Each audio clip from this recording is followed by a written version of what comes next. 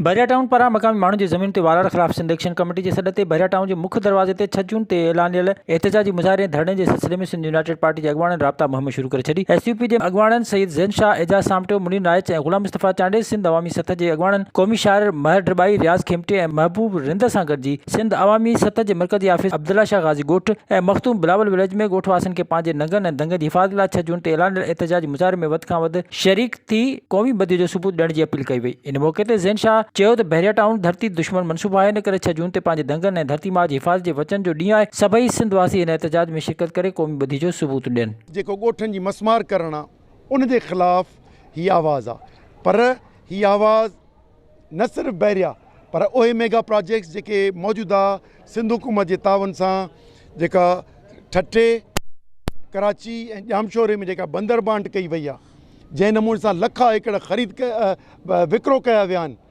उन्हनि जे ख़िलाफ़ ही इब्तिदाई तहरीक जो आगाज़ आहे।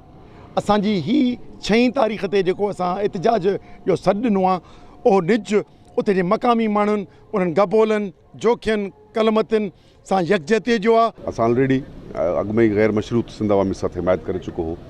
सिंध जे कंहिं बि मामले ते गैर मशरूत हिमायत हूंदी आहे, ख़ुसूसन ई बहरिया में जेके ग़रीबनि जा ॻोठ ड्राहिया विया आहिनि, उनजी पहिरें ॾींहं असां गैर मशरूत हिमायत कई। पर अॼु जेकॾहिं बाक़ाइदा जेके बाज़ाब्ता दावत ॾिनी वई आहे, त इन खां पोइ असांजा जेके साथी आहिनि उहे मुकमिल जोश जज़्बे सां बिल्कुलु इन सॾ में, इन पुरअमन एहतजाज में बाक़ाइदा शिरकत कंदासीं ऐं गबोल, कलमती या जोखिया जेके बि मुतासिरीन आहिनि उन्हनि खे भरोसो ॾियारींदासीं त सिंधी क़ौम तव्हां सां गॾु आहे। काठोड़ खां शुरूआति कई आहे ऐं गडाब जा तक़रीबन ॻोठ असां विज़िट कया आहिनि, त हिकिड़ी असांखे उमेदु नज़र आई आहे ऐं माण्हुनि जेको उनजा जज़्बा, उनजो जेको स्पिरिट हुयो, उहो असांखे महसूसु थियो त माण्हू मज़ामत कंदा ऐं यकीनन मज़ामत करण बि खपे। असांखे अफ़सोस सां चवणो थो पए त हीअ सालनि खां, सदियुनि खां इहे असांजा ॻोठ, इहे असांजूं ज़मीनूं, इहे असांजा शहर, ऐं उहो हिकिड़ो कब्ज़े खोर असांखे चए थो त बाबा हीअ कब्ज़े वारा आहिनि, हे लैंड ग्रैबर ऐं लैंड ग्रैबर मूंखे ब्लैकमेल था कनि। असां हर मोड़ ते पाण त गॾु आहियूं, पर सॼी सिंध खे मैसेज था ॾियूं त सभई निकिरी अचो।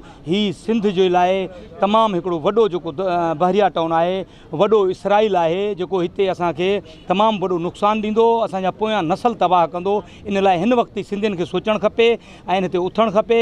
एक्शन कमेटी जो भरपूर नमूने सां हिमायत करे हथ पकड़े अॻिते वधणु खपे। विज़िट कयो अवामी आवाज़ मीडिया ग्रुप जी वेबसाइट awamiawaz.pk।